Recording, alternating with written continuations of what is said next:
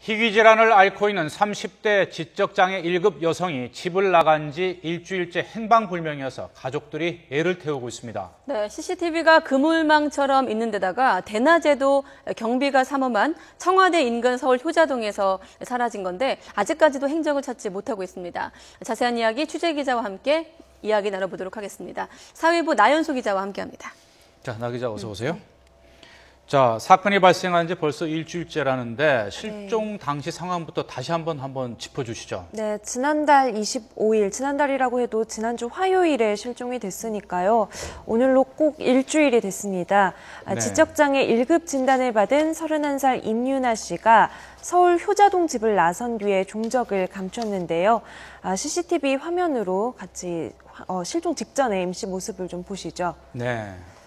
네, 지금 보시는 화면이 실종 직전의 임씨 모습입니다. 이날 비가 많이 왔습니다. 오전 9시 10분쯤에 우산을 들고 나왔다가 근처 문화센터에 가서 운동을 하고 지금 모습이 3시간쯤 지나서 활동보조인과 함께 집으로 돌아오는 모습인데요. 비슷한 시각에 임씨 아버지가 집에서 나와서 어머니를 데리러 갔습니다. 20분쯤 뒤에, 그러니까 집에 아무도 없는 시간에 임 씨가 들어올 때와 같은 차림새로 다시 집에서 나와서 청운동 주민센터 방향 골목 쪽으로 꺾어진 게 CCTV에 찍힌 마지막 모습입니다. 네, 이거는 네. 청운동 사무소 방향에 있던 CCTV에 네. 찍힌 모습이었는데, 자, 서울 효자동 하면 청와대 인근 아닙니까? 평소에도 이곳 주변 갈 때 경비가 삼엄하다고 네. 생각이 들 정도였는데, CCTV가 많을 거라고 생각도 되는데 행적이 안 찍혔나 봐요. 네, 정확히 그게 많이? 지금 참 의문입니다. 저희 취재진이 실종 현장에 가보니까요. 청와대 사랑채에서 직선거리로 불과 100m 정도 떨어진 곳이었거든요. 가보신 분들 아시겠지만 청와대 경비와 또 관광객 안전을 지키기 위해서 곳곳에 경비경찰이 포진하고 있는 곳입니다. 실종된 유나 씨는 걸음걸이가 일반인보다 불안정해서 길에서 마주치면 눈에 띄는 편이고요. 그런데 목격자가 없다는 건데요.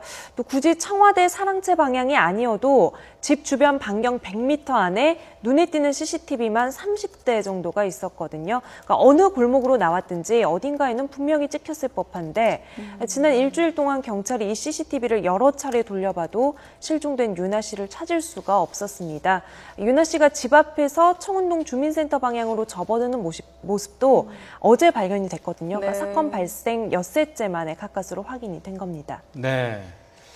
이 가족들은 유나 씨가 홧김에 이제 가출을 하듯이 집을 나갔다 이렇게 보고 있는데 일단 집을 나가기까지의 경위는 이제 파악이 된 거죠? 네, 가족들 진술에 따르면 이날 아침에 작은 말다툼 같은 게 집에서 있었다고 해요. 이 유나 씨가 워낙 활동량이 적어서 평소에 꾸준히 운동을 해줘야 하는데 그날도 활동 보조인 도움으로 매일 문화센터에 가는 일정이었거든요. 네. 근데 이날은 태풍도 오고 하니까 운동을 하지 않겠다라고 했다는 겁니다.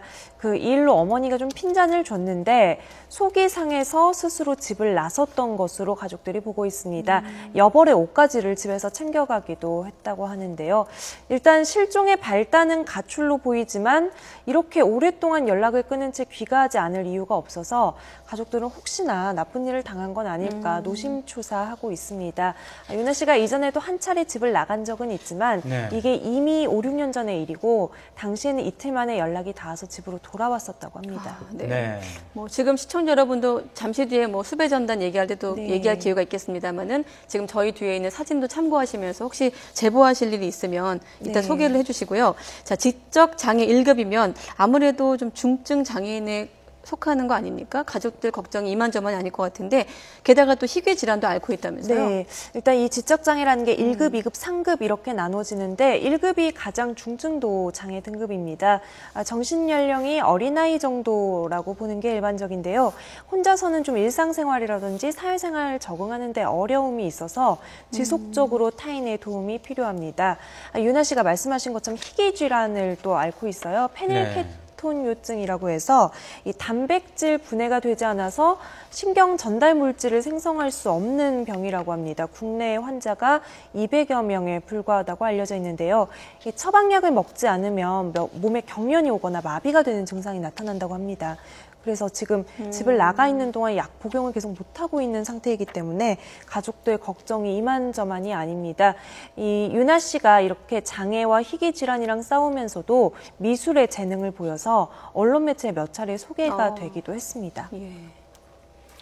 네, 경찰이 이제 CCTV를 보면서 계속 수사를 하고 네. 있는데 결국은 이 이제 시민들의 제보가 네. 가장 중요할 것 같습니다. 실종자 이 수배 전단도 배포가 됐습니까? 네, 그렇습니다. 이게 실종 수배 전단인데요. 네. 예, 시청자 여러분께서도 좀 눈여겨서 좀 봐주셨으면 가까이 잡아서 예, 좀 설명을 좋겠습니다. 자세하게 해주세요. 예. 네, 31살 임유나 씨고요. 8월 25일 지난주 네. 화요일 오후 1시 40분쯤에 서울 효자동에 있는 집을 나선 뒤에 실종이 됐습니다. 키가 156cm의 통통한 체형이고 단발머리에 안경을 쓰고 있습니다. 사진에도 보이지만 입술 아래에 점이 하나가 있습니다. 집에서 나설 때는 흰색 티셔츠에 검은 반바지, 검은 배낭을 착용하고 있었는데요. 말씀드렸다시피 여벌옷을 가지고 나섰기 때문에 옷차림이 또 바뀌었을 수가 있습니다. 어제 개그맨 김영철 씨가 소셜미디어에 실종 전단을 공유하기도 했었거든요. 근데 아직 이렇다 할 제보가 없습니다.